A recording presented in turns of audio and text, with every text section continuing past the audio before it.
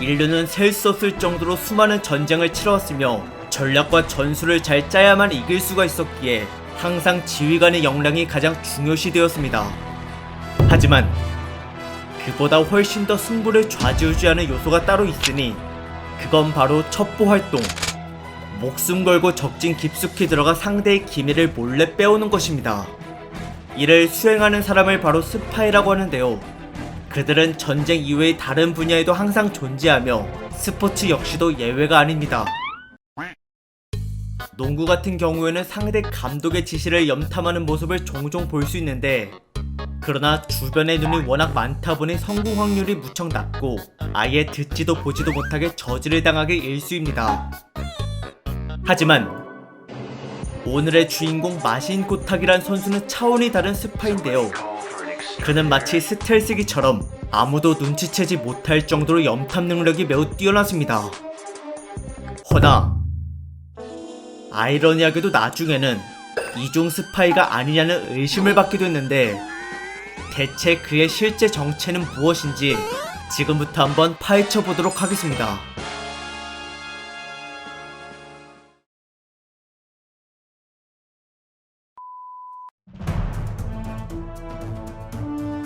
마신 고탁은 1984년 유럽 폴란드에서 태어났으며 부모님이 두 분 다 국가대표 출신의 운동선수였기에 어릴 적부터 일찍 스포츠를 접하게 되었습니다. 아버지는 올림픽에서 2번 연속으로 동메달을 따는 권투선수이고 어머니는 자국리그를 2번 우승한 배구선수였는데요. 하지만 부모와 달리 고탁은 축구 스타를 꿈꿨으며 10살 때부터 계속 골키퍼로만 활동을 했습니다.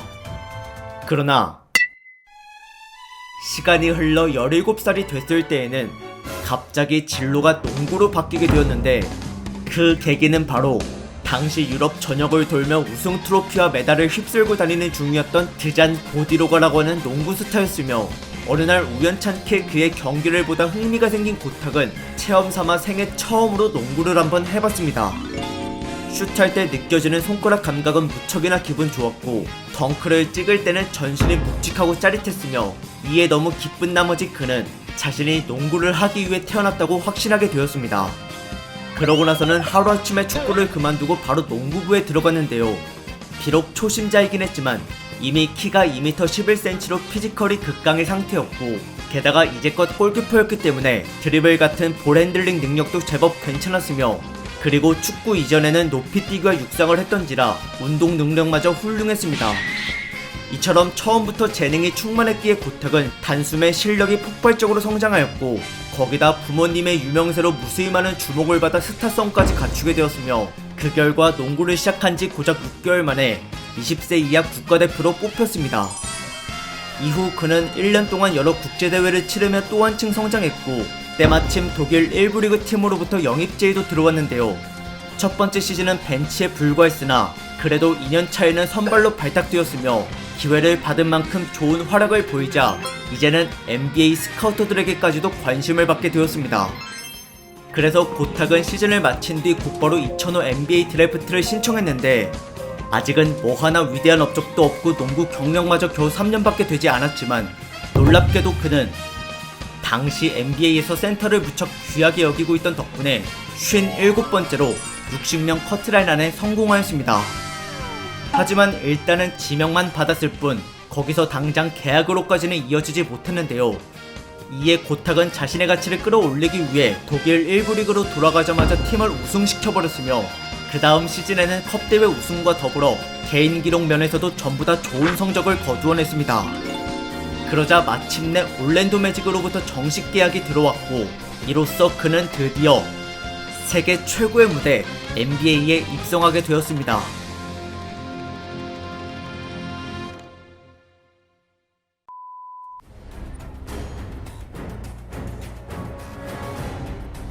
독일 리그를 정복하고 NBA에 진출한 마신 고탁. 그러나 여기서 그의 입지는 잉여자원에 불과했습니다. 유럽과의 수준 격차가 상상 이상인지라 고탁은 무척 당황스러워했고, 거침없이 빠른 경기 템포와 고차원의 복잡한 전술들, 그리고 이를 전부 소화해내고 있는 주변 선수들을 보며 상당한 충격을 받았습니다. 루키 시즌에 그는 고작 6번밖에 뛰지 못했고 심지어 하부리그인 D리그로 좌천되기까지도 했는데요. 허나 그렇다고 해서 아예 외면받고 있던 건 아니었으며 사실은 경기에 안 나가는 동안 코치들로부터 혹독한 훈련을 받고 있었고 2년차부터는 벤치로 평균 12분씩 기용되었습니다. 이때 올랜도 매직에는 괴물 중에 괴물이었던 리그 내 1등 센터 드와이트 하워드가 군림하고 있었는데 그가 쉬고 있을 때는 고탁이 대신 골매치 책임졌으며 아버지가 복싱 선수라 그런지 민첩성과 버티는 힘이 하워드 못지않게 대단했습니다.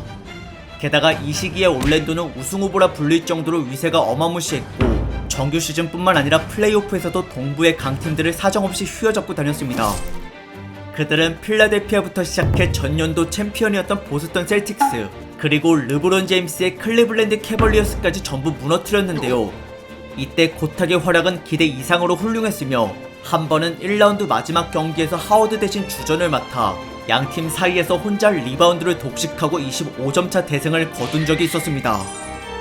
다만 우승은 아쉽게도 LA 레이커스에게 막혀 실패하고 말았는데 그래도 이와 별개로 어쨌든 고탁은 하워드 백업으로서 든든한 모습을 보였기에 구단과 팬들에게 인정을 받았고 이후에도 계속 경기력에 대한 호평이 끊이지 않았습니다. 하지만 워낙 하워드에 대한 의존도가 높았던 터라 출전 시간을 제대로 보장받지 못했으며 이에 화가 난 고탁은 끝내 이적을 요청했고 10-11 시즌 도중 피닉스 선즈로 트레이드가 되었습니다.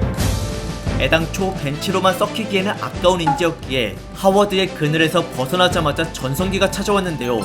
때마침 피닉스에는 2년 연속 MVP를 수상했었던 스티브 내쉬라고 하는 리그 최고의 포인트 가드가 팀원들을 이끌고 있었고 센스력 넘치는 그의 패스 덕분에 고탁의 평균 득점이 순식간에 3배 이상으로 뛰어 올랐습니다. 골키퍼를 해봐서 그런지 어떤 코스로 패스가 오든 이를 전부 완벽하게 잡아냈으며 위치 선정과 활동량이 매우 뛰어났기 때문에 내쉬의 파트너로서는 팀원들 중에서 가장 으뜸이었습니다. 게다가 다음 11-12 시즌부터는 완전히 주전으로 거듭나게 되기까지 했는데 이때 놀랍게도 그는 평균 득점과 필드골 그리고 리바운드와 블락 이 4가지 모두에서 팀 내 1등을 찍었고 이처럼 주어진 기회 그 이상의 훌륭한 성과를 냈기에 금세 모든 구단으로부터 뜨거운 관심을 받을 정도로 가치가 급상승하였습니다. 참고로 당시는 리그에 준수한 센터가 부족했던 시절이어서 그만큼 고탁은 매우 귀중한 자원으로 통했습니다. 하지만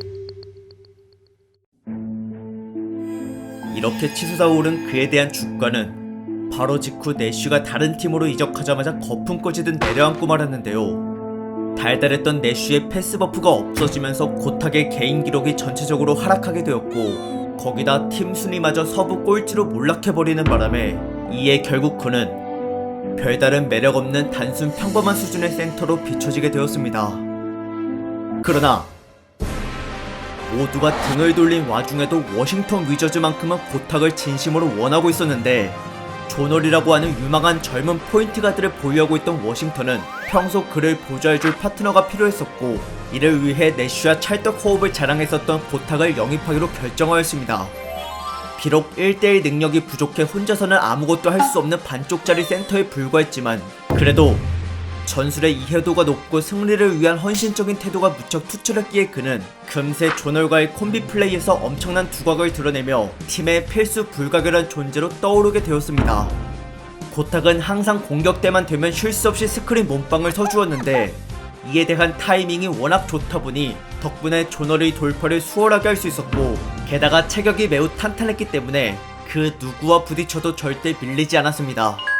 그리고 단순히 스크린으로 빈틈을 만들어주는 것 뿐만이 아닌 바로 직후 골밑으로 침투하여 패스받아 득점까지 하는 연계 플레이까지 완벽하게 해냈으며 가끔씩은 스크린을 거는 척 속임수를 쓰는 능구렁이 같은 움직임을 보이기도 했습니다.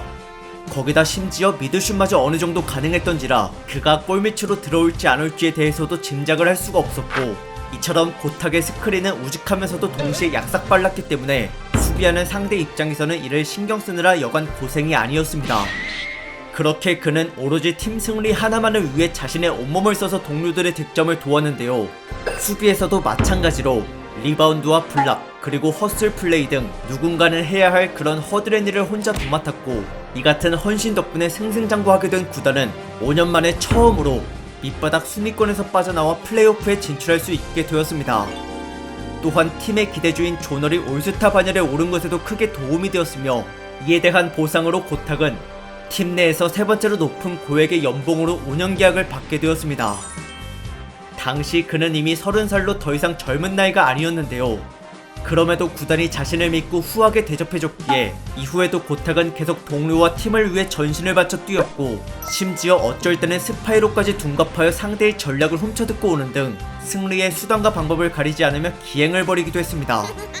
그렇기 때문에 적팀은 항상 그에게 눈을 떼지 못했는데요.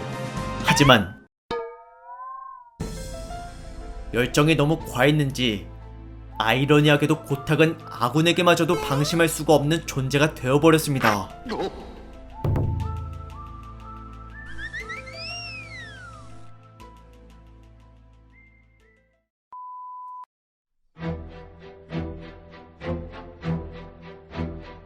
누가 봐도 고탁은 의심할 여지 없는 워싱턴의 충신이었지만 가끔씩 그 믿음이 흔들리곤 했습니다. 그는 마치 적군에게 사주라도 받은 듯 어이없는 기행들을 종종 벌였는데요. 한 번은 심혈을 다해 드립을 치고 있던 동료를 난데없이 들이박아 버렸었고, 어쩔 때는 갑자기 혼자서 바닥을 뒹굴기도 했으며, 그리고 굳이 안 건드려도 되는 공을 괜히 무리하게 쫓아가 건드려서 상대방에게 공격권을 다시 갖다 바친 적도 있었습니다.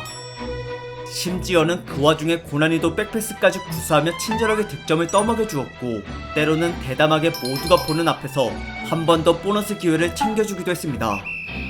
뭔 놈의 정이 그리 많은 건지 아예 대놓고 저걸 도와주기도 했는데, 리바운드 하는 척하다 공을 냅다 후려갈겨 완벽한 속공 찬스를 안겨주었으며, 여기에 한술 더 떠서 자유투에 실패한 상대의 실수를 자기가 직접 메꿔주기까지 했습니다.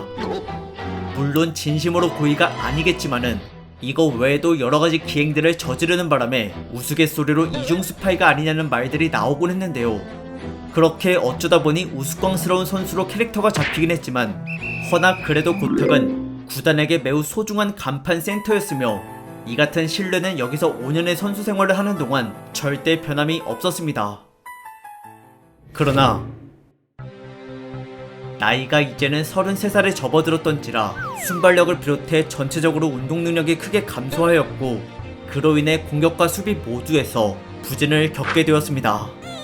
게다가 하필 조널과도 더 이상 호흡이 잘 맞지 않았는데, 고탁은 혼자 볼 소유권을 극단적으로 독점하고 있었던 조널의 이기적인 플레이에 질린 상태였으며, 내심 모두가 기회를 받을 수 있는 다같이 하는 농구를 추구하고 있었습니다. 그러나 이 속마음을 간접적으로 일부 들키는 바람에 둘의 관계는 무척 껄끄러워졌고, 이를 해결해야 하는 구단 입장에서는 아무래도 조널이 에이스이다 보니 어쩔 수 없이 고탁을 내보내야만 했습니다. 이에 따라 결국 그는 LA 클리퍼스로 트레이드가 되었는데요. 비록 전과 똑같이 여기서도 계속 선발로 기용이 되긴 했지만, 노쇠화가 너무 심했던 탓에 경기력이 엉망이어서 평범한 벤치 선수들보다도 출전 시간을 적게 부여받았습니다. 하물며 유일한 특기였던 스크린마저 감을 잃어버렸으며, 그렇기에 끝내 고탁은 시즌 도중 방출을 당하고 말았습니다. 그리고 이걸 마지막으로 그의 NBA 커리어는 막을 내리게 됐고, 1년 뒤에는 은퇴까지 하게 되어 그렇게 다소 허무하게 현역 생활이 끝나버렸습니다.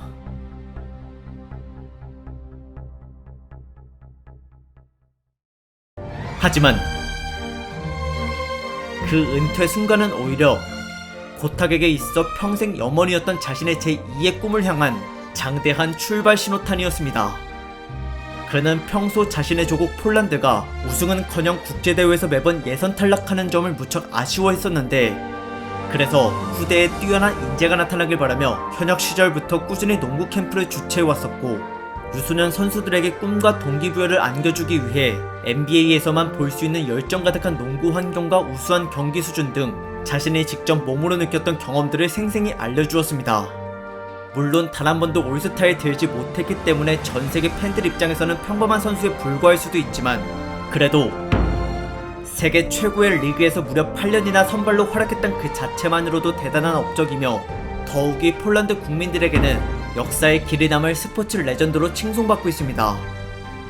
한국의 축구 영웅 차범근 선수가 축구 교실을 설립하여 훗날 수많은 스타들의 탄생에 큰 도움을 준 것처럼, 현재 고탁 역시도 언젠간 폴란드가 농구 강국으로 떠오르길 바라는 마음으로 유소년 육성에 심혈을 기울이고 있는데요. 그리고 사실 이 같은 조국에 대한 헌신은 비단 농구뿐만이 아니며 그는 나라를 수호하고 있는 군인들을 위해서도 주기적으로 선행을 하는 중이고, 무보수로 행사에 참석한다던가 2차 세계대전 참전 용사의 노후를 위한 기부 활동을 벌이는 등 군인에 대한 예우와 감사, 그리고 보답을 몸소 실천하고 있습니다. 이 또한 농구 캠프처럼 현역 시절부터 계속 해왔던 것이며, 과거 팀의 승리를 위해 전신을 바쳐 동료들을 도왔듯이 지금도 그는 조국의 번영을 위해 애국자로서 최선을 다하고 있습니다.